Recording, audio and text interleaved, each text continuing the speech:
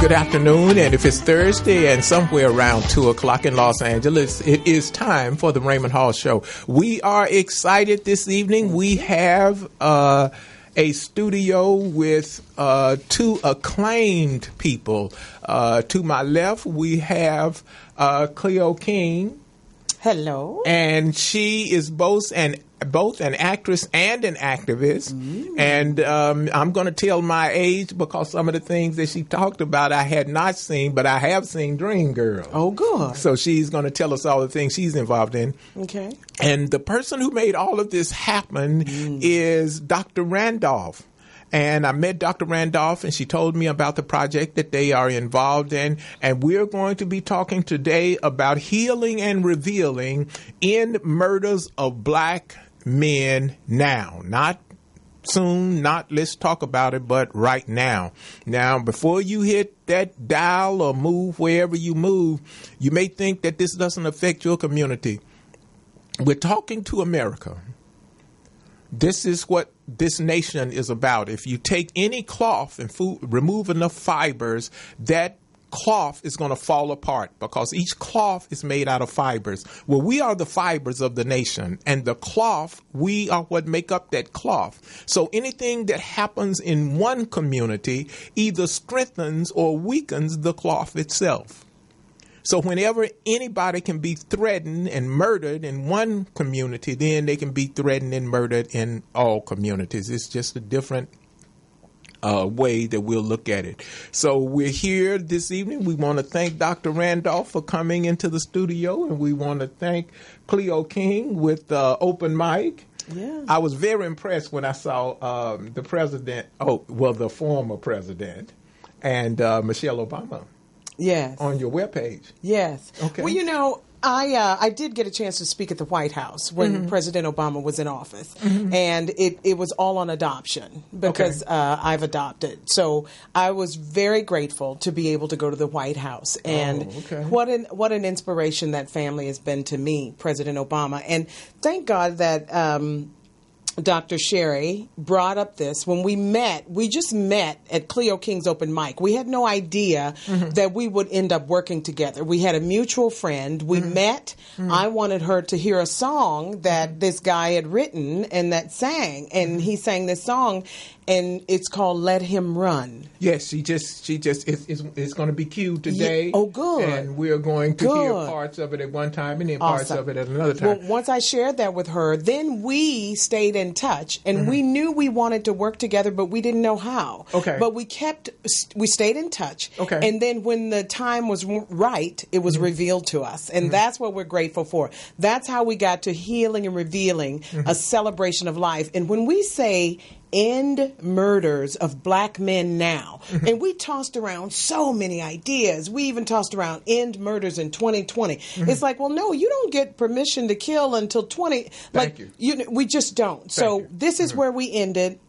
But for us, it's only a beginning because we want to talk about what can we do to save lives. Right. That's all we're doing here. We're not doing anything else. Now, in the meantime, we're going to feed people, give them something to drink. We're going to have a little spoken word, maybe a little bit of poetry, but we're going to have people speaking from experience. I'm a distant cousin of Mike Brown from St. Louis, Missouri. I'm originally from St. Louis, Missouri. All my family is there. And when he was killed and gunned down, you know, I did a program there in St. Louis, and I donated all of the money to his mom. You know, because at the time the Trayvon Martin thing was happening, and we heard of all the money that people were sending to George Zimmerman, and I thought, I bet nobody sent Mike Brown's mom, Leslie, any money. I bet they hadn't. Right. So when I did the program, I said, what we're going to do is donate a portion. But what I ended up doing was giving all of it to her, and I was grateful. And for me, that was a beginning. This is another step, and I think we can all come together and think, what can we do in our communities to save lives? Is it go to a single parent home and give time to that child once a month? Do you do that to help out? Do you then do your jury duty so that you can be present and your vote can count on a jury? What do you do in order to not just if you're pulled over, we're not going to be crazy. What else can we do in our communities to save lives? Well, that's what the Raymond Hall Show is all about. I mean, the Raymond Hall Show is is all about service. I am so impressed with Dr. Randolph, I don't know what to do. I recently met her myself, and she said something. I've been a lot of places in this world. I've been a lot of places and been a part of a lot of things. But she said something that I had never heard before, and it just resonated with me when you said it. She said 100% of the money is available in the community 100% of the time. Yes. I may be messing this up now. But that's what was said. Yeah. But we just don't have, I'll let you finish it because I don't want to mess it up. But Well, a lot of people say the solution to the problem is money, that the community lacks money and the community doesn't. I talked to a friend that started babysitting in Mississippi and her salary was 28.5 cents. And I quoted what her mother said in that same meeting that you were at. Her mother would say, save money and money will save you. When she left after high school, after babysitting for 28.5 cents per minute, per hour, she had saved $200 to put in the bank. She moved to Los Angeles with $500 because her mother taught her how to save. But the money comes from someplace. People come across the border because we have free public schools. Right. So every day the ADA funds for daily attendance, they are on us. When we were born, we had ADA funds. Right. And this is America. America is a capitalistic country, so we always have money. Money is being made every day.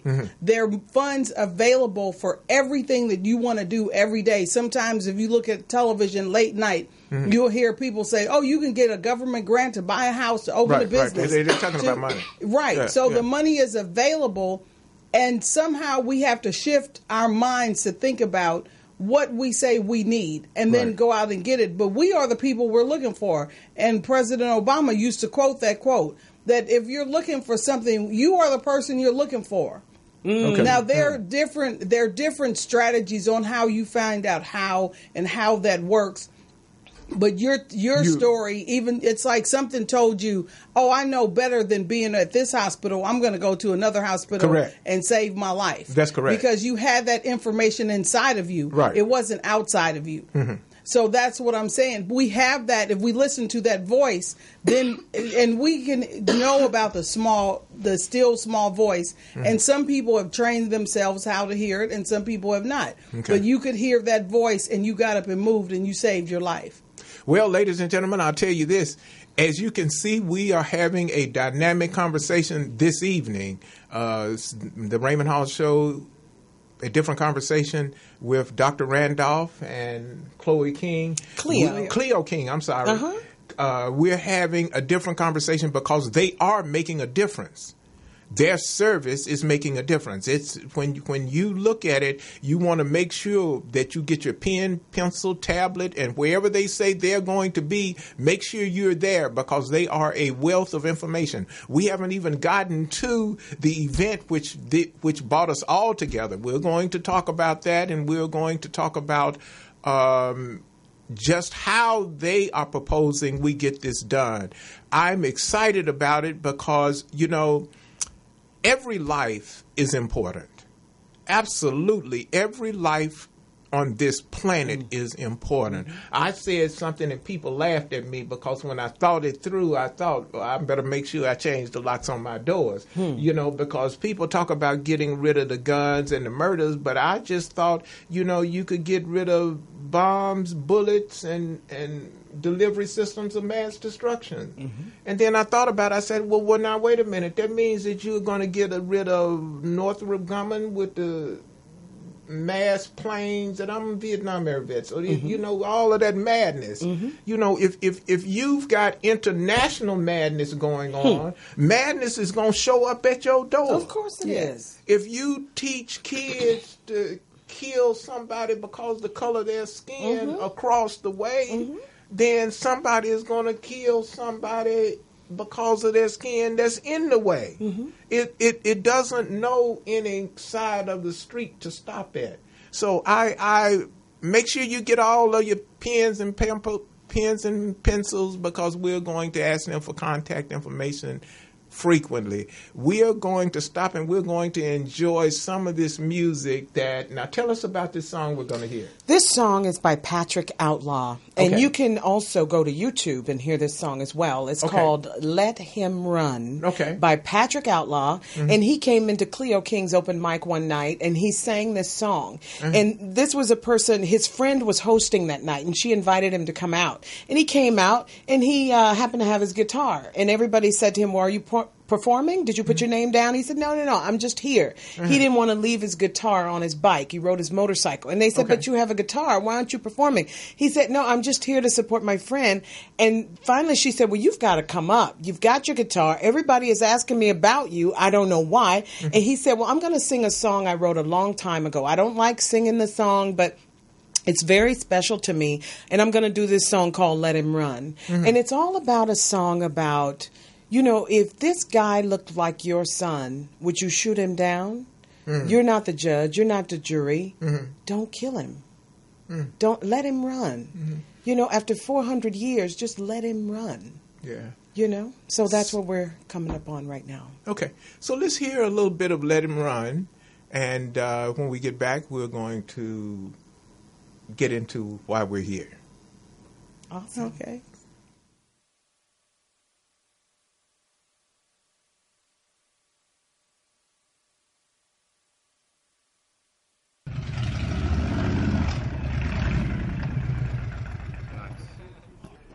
Coming to the stage for the first time at Cleo King's open night, Mr. Patrick Outlaw.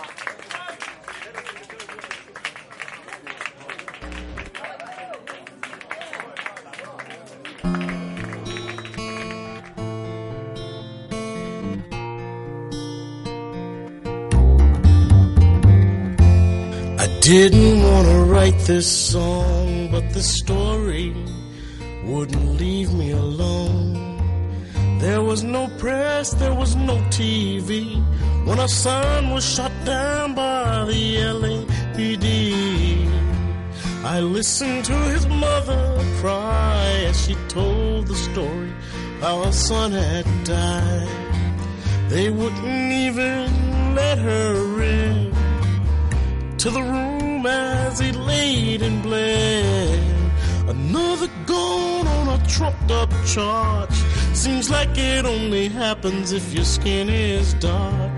I'm not saying that he was no saint, but all have sinned and made mistakes. I'm sick and tired of the same old song. Well, he was reaching for a gun. Lied again, no gun was found. His back was turned when you shot him down. Think before you shoot your gun. You ain't the jury and you ain't no judge. Think before you shoot your gun. If he's just a running, then let him run. Think before you shoot your gun.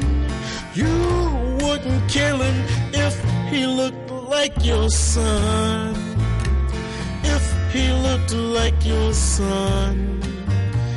If he looked like your son. If he looked like your son. If he looked like your officer, please, not today. Don't draw your gun, blow me away. Just 'cause I'm running away from you don't mean that I'm a threat to you. If you're not a threat, then why'd you run? Ran 'cause I saw you was drawing your gun. Seen other brothers shot in cuffs. I was hoping that today, still I could trust that you'd hold up. Wait a minute, hold up, he might be innocent. Officer, you look familiar. Yeah, you're Bobby Young's father. We were friends in junior high school. I even came to your house a few times for dinner. Officer, I can't feel my legs. Officer, my body is getting cold. I got a cell phone in my hand. Call my mother. Tell her the shape I'm in. That is mighty impactful. Yeah. Thank you. Yeah. And that's going to take us directly into the reason for this show, Healing and Revealing America's Invisible Crisis, the end of murders of black men now. That video and song focused on just one aspect of the murders. If we, unfortunately, we hear that's in Southern California as well as other communities of high crime, South Chicago. And we plan to talk about all of it on Saturday. This is one aspect, but we also are going to talk about us killing us. Yeah. Well, we're going to talk about part of that here today, too. Yeah. Because we're not going to just glaze over it. Yeah, it. we're not doing it. I have to say this. I have to say that I know a number of law enforcement officials that are both local all the way up to federal, and these people are the most equitable and committed people I know. Mm-hmm. Do we have a problem? Absolutely. Of course we do, which is why we're addressing it. But we have several problems. It's not in one area. And that's why we are working with Mothers in Charge. These are women who have lost their children to violence. Mm. See, when we lose black men to violence, it doesn't matter which way the violence came from. Mm-hmm. What matters is that we end it and that we look at it and that we know it's a crisis here in America that nobody's really addressing. Everybody's okay with it. When you can kill a black man and you get no time in prison and everybody's okay with it, you can hear the woman on the 911 call say, don't follow him. We have someone. We're sending someone out, but don't follow him. And George Zimmerman continues, and she says to him again, don't pursue him. We have someone coming to the scene. And he does, and he kills this child. Well, that's a big deal because... It's a big deal. It's a big deal. And one of the things that... I'm a child of the 50s, born and raised in the South. Mm-hmm. And what we're seeing is we're seeing things play out. We're seeing things play out in a different way and in today's time. We've got to change some laws. That's for sure. What we've got to do is we've got to, and this is just one of the things that I'm suggesting, we've got to take some of these things that says, you've got to use your imagination. Okay, you want to argue this thing about you have a right to have a gun, but you ain't got a right to have a bullet.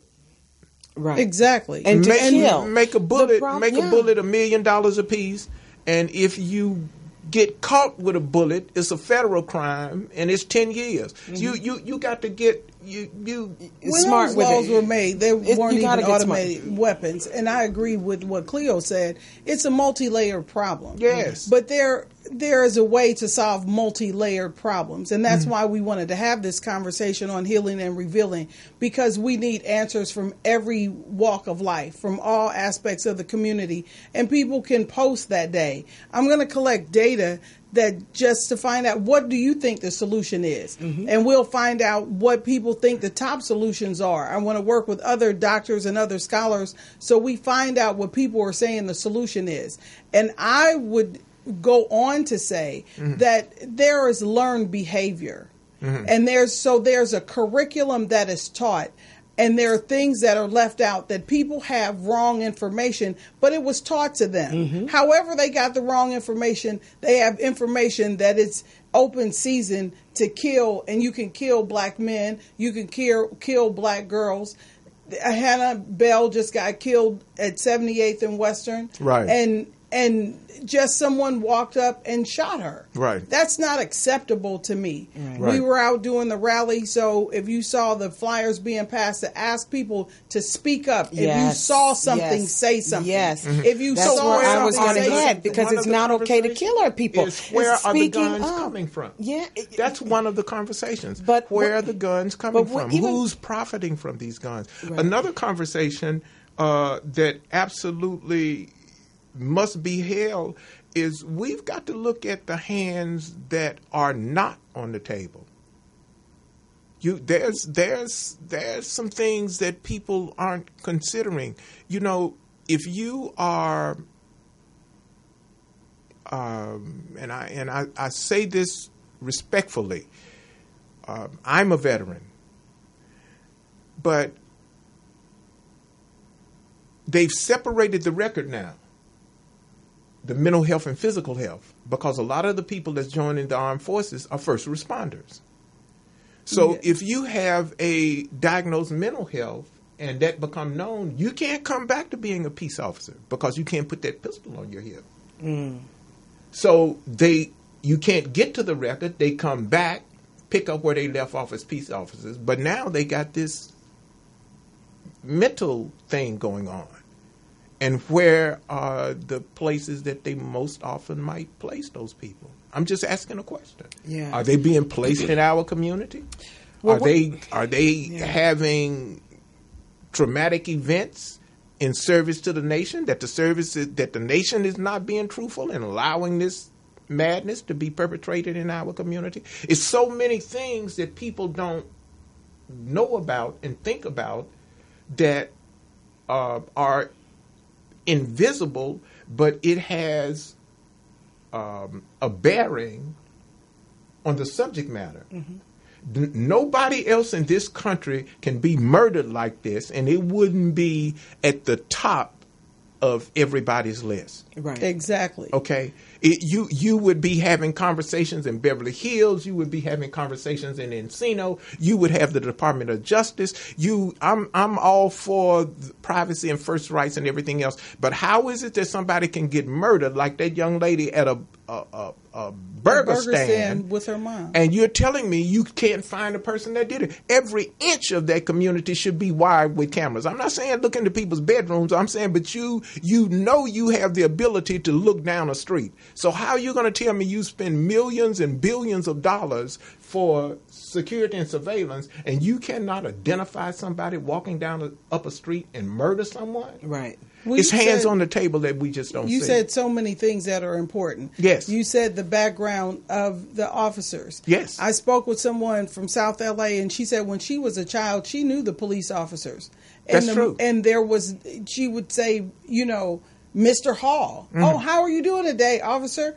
And you knew her name. Hello, Katisha. And it wasn't this open season. Now we know a lot of the officers do not live in the communities, and Correct. They don't know the names of the young men and the young women that live there. So that's one aspect. So how do we get people to grow up and be officers? A sheriff that we recently spoke with, he said that's what he wanted to do. He wants to go in the classrooms to encourage children to become peace officers in their communities.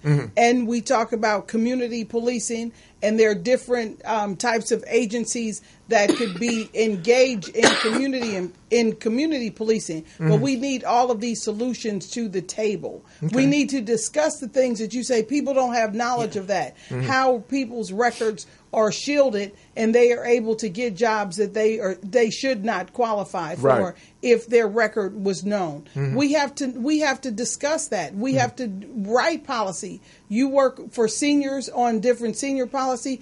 Other people have to get engaged. Correct. And I know recently Cleo was talking about even in the jury system, we'll have someone there on Saturday speaking about voting. Are you registered to vote? Do you use the ballot? We know Malcolm X said it's the ballot or the bullet, and where are we now? So we have to change. There are many paradigms that have to change, and we have to shift those paradigms. But I would just like people to know that they have the power. And once you can change what you acknowledge. So we're saying we're going to start by acknowledging all of this, all that you're talking about, all that Cleo is talking about, all that I'm talking about, and all that the guest speakers and the invited guests talk about. We're acknowledging this. This isn't something we're running away from. We're taking the veil off. So if it's an invisible crisis, we're saying it's a crisis. I was looking at a morning show last week, and they said 34 people from a college in Alabama, I believe, have rare eye cancer. It's an epidemic. 34 people. In another state, 18 people. And I said, wow. And if you see Dianne Feinstein's commercial after Sandy Hook, were 200 school shootings. 200. Yeah, now we're talking about thousands and thousands and thousands of murders of black men. Lynching was something that was terrible for our community. And this is the same type of lynching. And people have to be able to feel it. People are inundated and they feel overwhelmed. But I'm saying if we take this just how people say you eat an elephant, one bite at a time, we break this apart piece by piece. But we're standing for saving lives. We're working towards saving lives. And the First Lady of Southside Bethel Baptist, she hopes that she can come on Saturday. But if she is not there, the First Lady, Mrs. Howard, her nephew was gunned down with his best friend or one of his best friends in Moreno Valley. His funeral is Saturday. Yeah. And he's 19 years old. Well, that was one of the things that we wanted to talk about here. We wanted to talk about who are the organizers of the event and who will be participating. So who all is going to be involved? Well, we organized it, me and Dr. Sherry Randolph. We organized it. Okay. Now Mothers in Charge have come along. So that's Cleo King's open mic, Dr. Sherry, 1,000 praying grandmothers, and also Mothers in Charge. And these are women who have lost their children to violence. And some of it, the mothers in charge. The mothers in charge. Okay. The grandmothers are the 1,000 praying grandmothers. You always need some prayer around you. And if you got 1,000 praying grandmothers, you know, even Beyonce says she's living right now on the prayers of her grandmother. Right. So if you got a praying grandmother, you got some support in your life. But just imagine 1,000 praying grandmothers. So that's who's doing this all together. We've come together, and it's simply about saving lives. We're not trying to blame anybody. We're not trying to tell on any. What we're saying is we want you to come forward when you see things in your community. We know things in the White House are not the way they should be. We know people will lie in the White House. But guess what? What are you doing to help your community? We were tired of sitting back doing nothing. This is the beginning. We don't even know where we're headed, but we know we're saving lives and we're about to begin to save lives. We're going to speak up about what's happening. We're going to start doing our jury duty. We are going to vote, whether we believe the vote counts or not. We're going to do that jury duty because guess who's going to jail? Well, our guest last week was Mr. Shirley. Yes. And our whole show was about voting. I've been voting ever since I was old enough to vote, and I talk to people about the importance of voting because I'm not old enough to where I experienced the bubble test or any of those other things but I do remember people talking about them. One of the ways that we have gotten to the point where we are today is because of the lack of people voting. I have a problem sometimes with this middle class thing. And I get people to laugh behind it when I tell them. Okay. They said they got the upper class, the rich class, the middle class. Well, just count me with the low class. Because you never hear people they talk about the middle class. Well, the middle of what? If it's the middle of what? So you don't want to talk about the low class? Not in America. Not in America, but a whole lot of America is in the lower class. So when we start talking about these classes, it's the classes who suffer the greater injuries. Right. You know?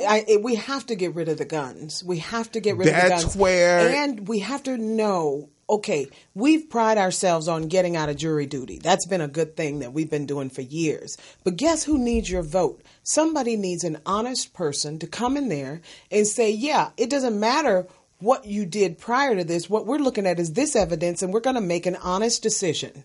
We're going to decide here, and we need your vote from this community, that community, and that community. Because guess who's going to do jury duty?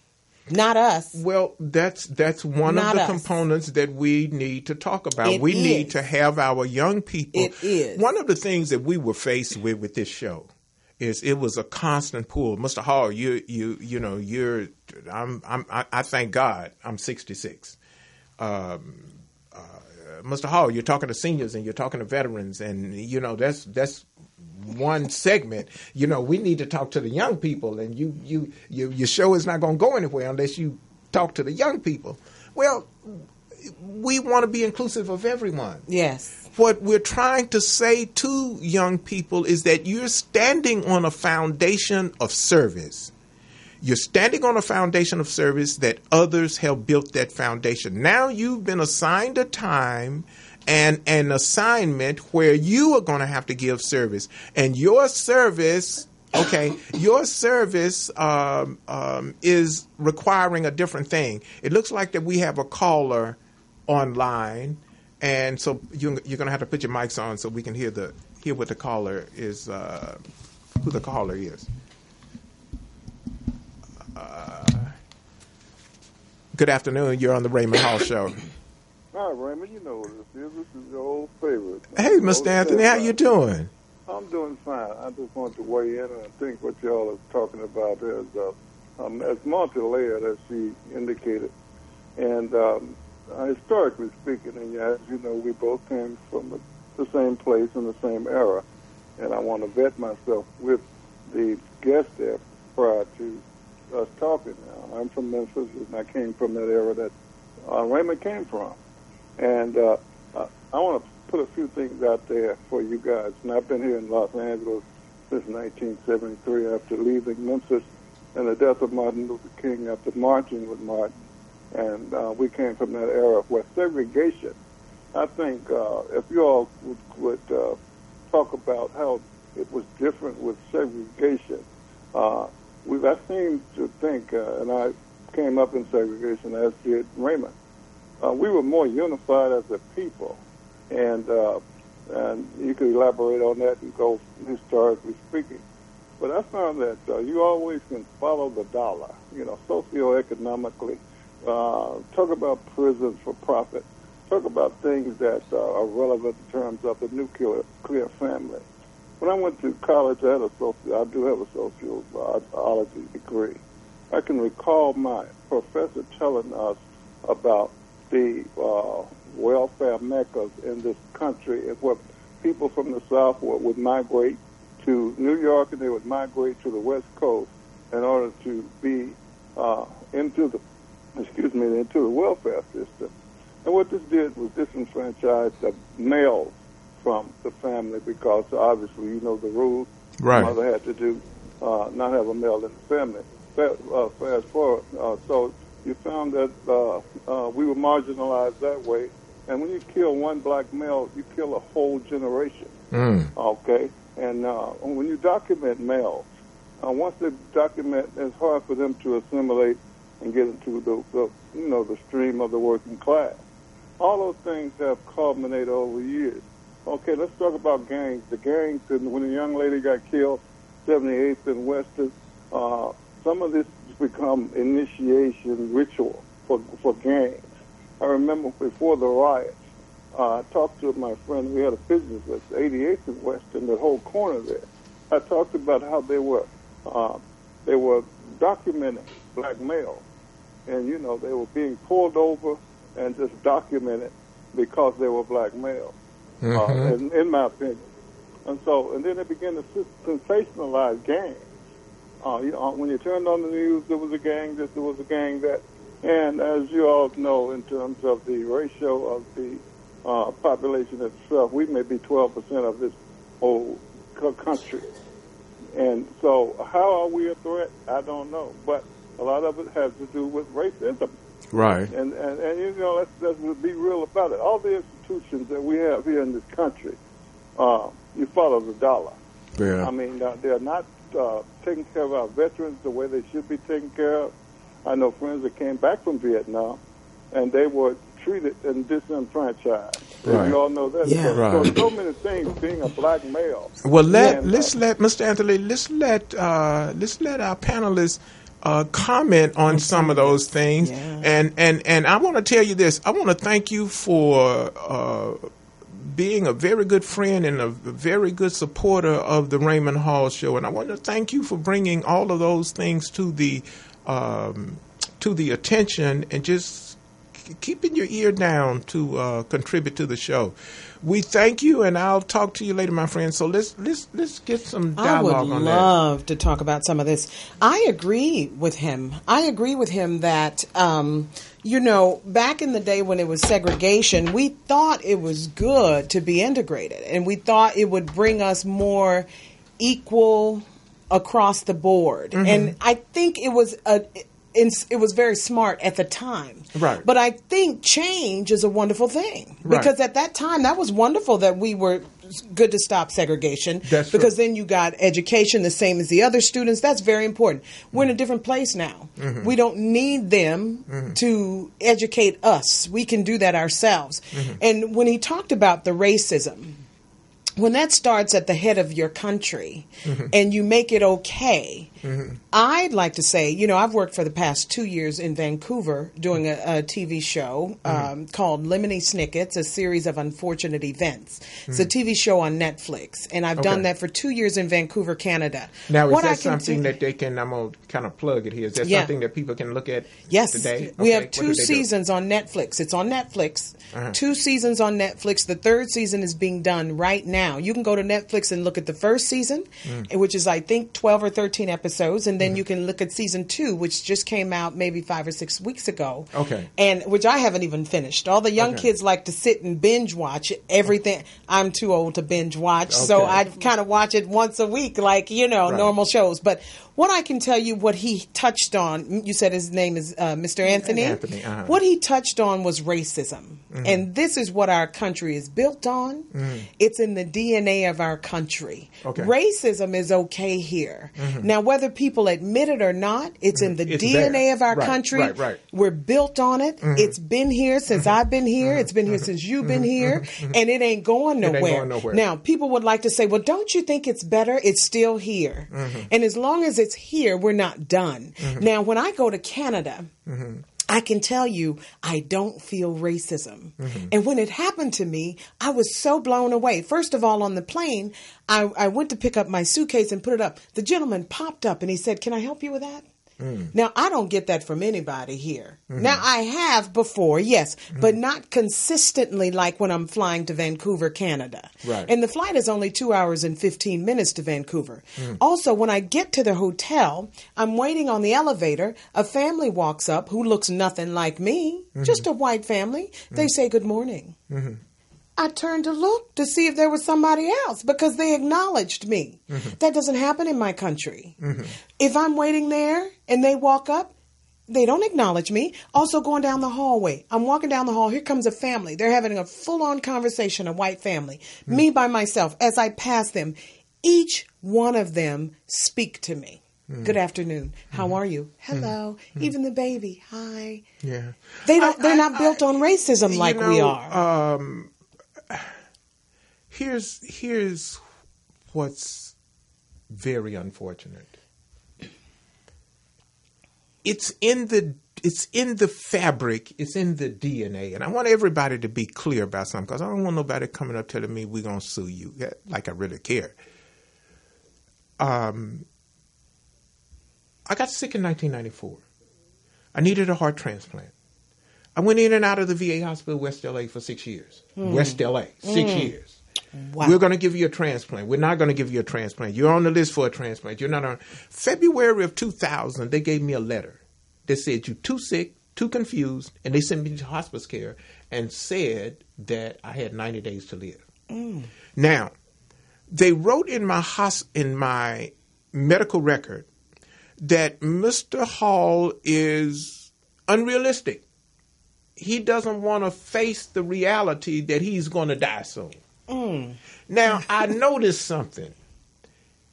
You can call me Mr. Hall, and you can disrespect me to the point that you will give me a letter for me to go somewhere and lay down and die. Yes. From your mouth, you'll say Mr. Hall, and from your heart, of the intelligence you may or may not have, you'll send me to say, that's it, go away, die. Mm-hmm. Okay. What's my point?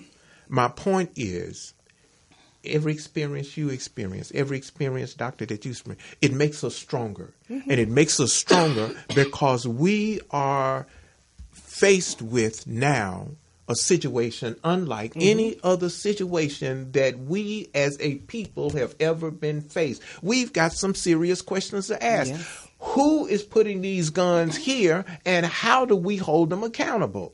Yeah, the instruments change. Yeah. At one point, it was a boatload of cocaine, but you arresting the person with a pinhead. Mm-hmm. Yes. You can't find the boat, but you can give the man with the pinhead 15 years. Mm-hmm. Yes. You can't find the man with the arsenal, but you can say, we're looking for the man who pulled the trigger. You should be looking for both. We've got another caller, ladies and so let's see what this one is about.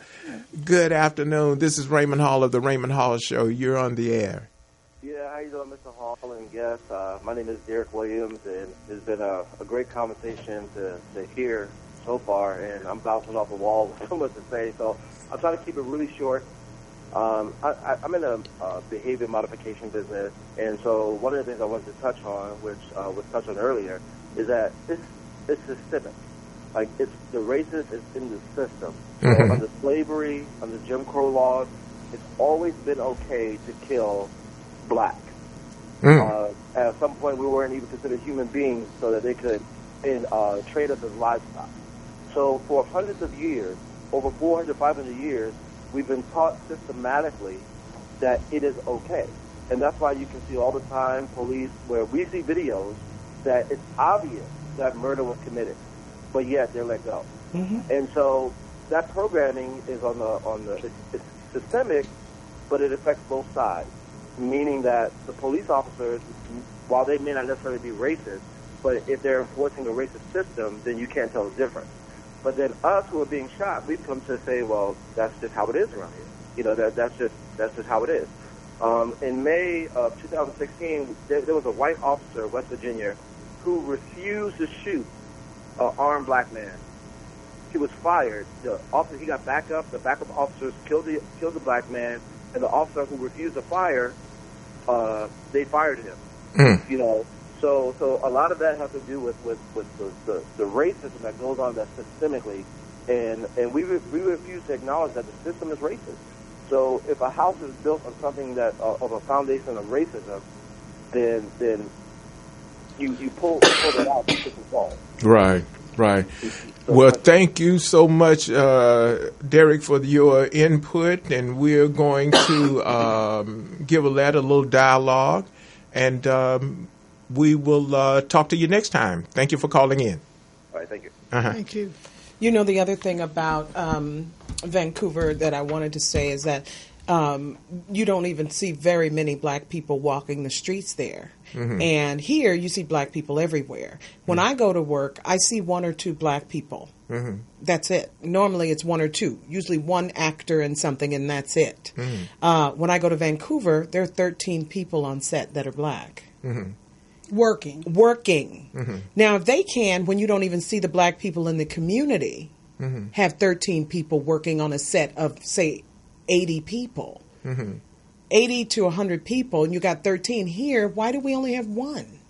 Yeah. Why do we have one? Yeah. It's everywhere. That's racism is everywhere in our country. I'm saying, with my transplant, with your talents and what you see with the and you're a mathematical genius. I mean, the things that you said, I love numbers, and it's unfortunate that Mrs. Walker is not here. Mrs. Erica Flynn Walker is the co-host, because she does this financial literacy segment that we do, and it's important to us. But each and every one of our experiences is what dresses us or equips us for the work that we are called to do. Yes. And the Creator knows that I have put you in a time where you're going to see horrific things. Everybody talk about the Holocaust, but don't nobody want to talk about our cause. Right. We have to talk about it, and that's why okay. we're here. So and this last 10 minutes of the show, I want us to kind of focus on this event. What's going to go on Saturday, May the 12th, from 1 to 3? Now, we're going to feed the people with a little drink and a little snack. So come on out and let's mingle first. From 12:30 to 1 o'clock, we're going to mingle. We're going to have a little light snack, little something to eat, something to drink. You know, when we get together, we want a little something on our stomach. But here's the work starting at 1 o'clock. We have a person who was a sheriff, confirmed. We have Secret Service confirmed to speak. Okay. We have a motivational speaker who has been studying. He comes from outside our community, but he said he was led. He said normally when people ask him to speak somewhere, he normally has to think about it and tell them what it cost. He said, but for some reason he was told yes, to say yes right away. Okay. We have him. We have a spoken word. We have singers. We have somebody from Mothers in Charge who's lost her son to violence, who she wants to talk about, can we speak up in our own communities? Can we reach back and help another child that's in a single-parent home? We have somebody from Praying Grandmothers who's going to speak. I am so excited about the Secret Service. The other thing that's going to happen here is, because I'm an actor and I've worked since 1988 as a professional actress, my first TV show was The Cosby Show. I've been doing this for a long time. Okay. So for me, I want to make this into a documentary. Okay. So we're going to tape on Saturday. So we're going to ask everybody for permission if they come out. Can we use your face or not? We can block it out. Some people may not want their face. But I want you to know, I want to record this because it's time to do some work in our communities, and we can't look to other people to do the work. We have to step up and do the work. Yes. But we have some incredible speakers, and everything we're doing Saturday is about saving lives. We don't want another black man like Stephon Clark to be killed in his backyard. Right. And his grandmother right there, and this is where he is every night. And here they come into his backyard to kill him. Right. We don't want it to happen anymore. Right. We're done with it. So this is us taking a step forward and saying, okay, let's talk about it. Let's network with one another. What do you know that I don't know? What I found out this week, because I just finished, is jury duty is incredible. Yeah. Jury duty is like voting. We got to do it. It's time out for getting out of it. That's over. Step up to the plate, be of service to your community, and do your jury duty, because your vote matters and your vote counts. So many people think their vote doesn't count. It does count. Take the vote. Go do your jury duty. So what would you say if a person from Encino says, I want to get involved?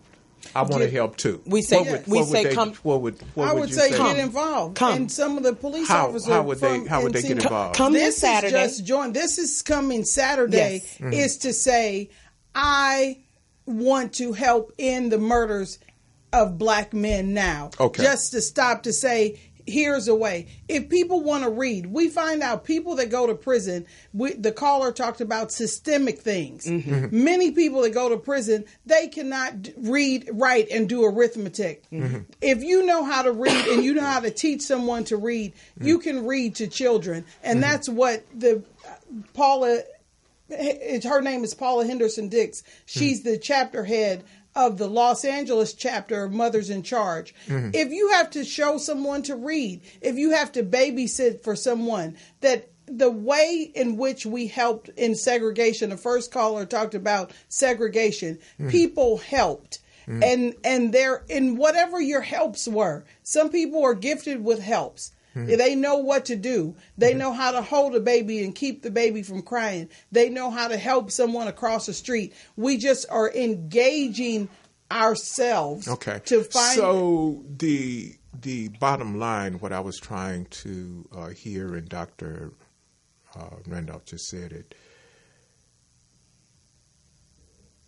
the problem doesn't stop in a black community. We've heard that this is a systemic problem. We've heard that this is a national tragedy. The problem is your problem, is my problem, is everybody's problem. So on Saturday, May the 12th, at 10400 South San Pedro, if you have a zeal, we have the information flyer up there now. If you have a zeal for justice, if you have an understanding for what is the equitable and the right thing to do, we're not here because someone said, well, I don't like that guy, so I'm going to vote for the slaves to be free. Nope. This was some people that took hurt and harmed themselves because they said, I'm going to do the equitable thing to do. So no matter what community you're in, if you have a zeal to make sure that the equitable thing to do, and that equitable thing is the strength of the nation. The strength of the nation is found in the service of our communities. These two persons here that are to my left and to my right, they are putting the work in. They're not standing on the sideline talking about it. They're not laying down dreaming about it. They're not going sitting in the church house and only wishing and praying about it. They're putting up, strapping up, gearing up like an old soldier does and say, we're going to get this job done, and we're going to get this job done now. That is the service of the nation, for that is her strength. So if you're in a community and you have an unction to see the right thing done,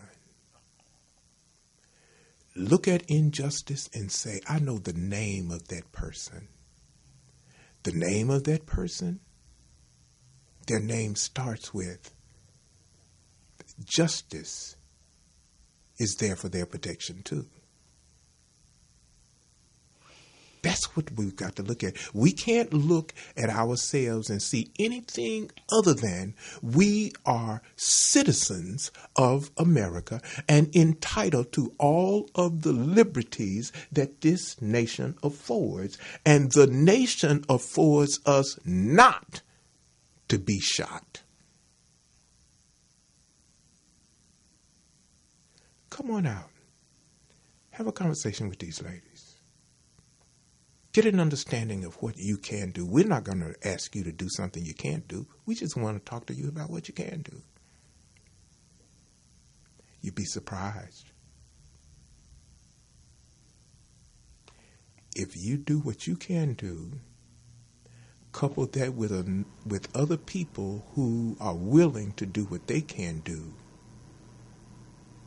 what they have pinned to this paper, in murders of black men now will be accomplished. Ms. King. Yes, I'd love to say it's happening at Southside Bethel Baptist Church. Okay. So in Los Angeles, happening at Southside Bethel Baptist Church this Saturday, 12:30. We're going to go from 1 to 3. Okay. And we want you to come out and network with others. We didn't know when we met each other that something like this would grow. But when you get together, as my mother and grandmother used to say, on one accord, things are going to happen out of that.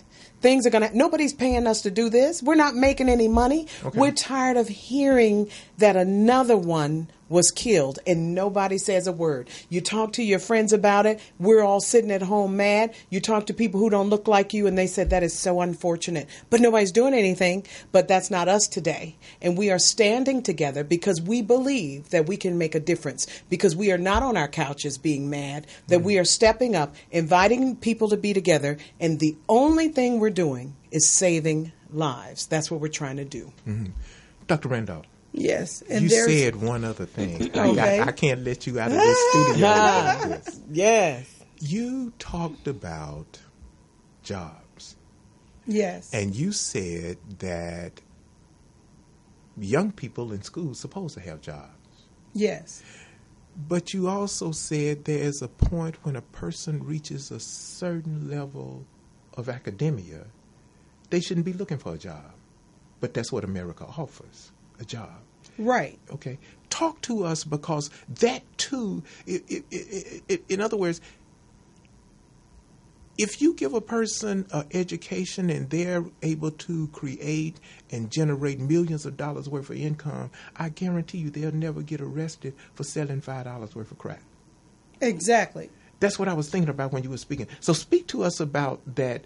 You were talking about researchers and how researchers and jobs and researchers are different things. And this, too, is a part of that low-class deaf thing that I was talking about. See, you're expendable when you're in that low class. Yes. Yes. You're not expendable when you are the primary investigator, the researcher. That's it. Okay. The primary investigator. That's the word. So share with us briefly that and how it connects with this. If someone's 16 years old, that's what they want. They want to have a job. They want to have money to have independence. Okay. And it's like a 16-year-old now can be a barista at a coffee shop. Right. I've gone to school. He got my bachelor's, master's, 2 masters, and a doctorate degree. And people from my community usually say, "Oh, I want to get a job. I want to get a job." And that's the thing that was ringing in my ear. And I told my friend, a doctoral scholar can't say the same thing as the 16-year-old hoping to be a barista. Okay. Because then you're in that social economic background of a teenager. Correct. So we have to grow and develop. And so that racism that we talked about, that's what stunts the growth of the community. Okay. But we can go to school, and we know far back as Carter G. Woodson told us that there's a miseducation of the Negro, that many people would go to school or go to college and they would leave and go work for a corporation and not develop their parents' hamburger stand or their parents' auto shop, right, or the businesses that in segregation, one of the callers talking about, we had businesses, we had communities, but we thought, integration was better. But now in our own observation, that's an observational study. Right. We can look at our observation study and say that we have empirical evidence that was not all the end all. Right. So now we look at that, we analyze it, and now from me analyzing, I'm saying we have to do things differently. Okay. We have to look at things differently, and they'll change. That's why I want people to come and put their answer on the board so we can find the answers to these complex problems, because they're answers, but we're in the community and people know about it. People have been thinking about it. The callers called in, they've been thinking about it. So they have solutions that they're sitting at home. And I'm saying now we're bringing our solutions out into the community to help. But that thing is the difference between a person who can master the idea. You study something in undergraduate and then you master it and you become the expert of that. If you become a doctor, if you become a PhD, you are the person who is the principal investigator who immediately qualifies for those monies and grants to develop anything and everything. If these microphones were studied and they were developed so we can speak online and speak on the radio or wherever we want to speak at the same time, we had to have the microphones to listen to the caller because that system was studied by someone. Right. So the government funds those ideas and say, what do you want to look at? Do you want to look at microphones? Do you want to look at pills to cure cancer? Do you want to look at new eyeglasses? Those are all funded ideas. A principal investigator can go get it. Wow. There are other ways available to get money as well. But once we find out what we want to create, we are the creators to create the new thing. So we can create the solution. And healing and revealing, when we hear the stories, we are the creators. Well, so what we're going to have to do is we're going to have to continue this conversation because we are flat out of time. Okay. I am so honored to have both of you all here. Thank you for having us. I am sure that the whole world has been enlightened. Wonderful. We hope so. It's only the beginning. Yeah. Yes. Sometimes people don't know what they have. And sometimes racists don't know that they have racism. Okay? They don't. And they can understand that. You're invited to the event this Saturday, May the 12th, beginning from 1 to 3. It's going to be at 10400 South San Pedro in Los Angeles, 90003. We can't run out of here without thanking our sponsors. We want to thank Bishop Lonnie McNamee for sponsoring this show. We also want to thank I'mALuxury.com. It's coming up on Mother's Day, so you want to treat your mother really, really special. You want to go to I'm a Luxury and get you something there. We want to have a special Mother's Day commendation to our co-host, Mrs. Erica Walker Flynn. We hope that she returns soon. We want to thank all of the mothers out there, and our hats are off to all of you all who do the work in the community to make the community better for us.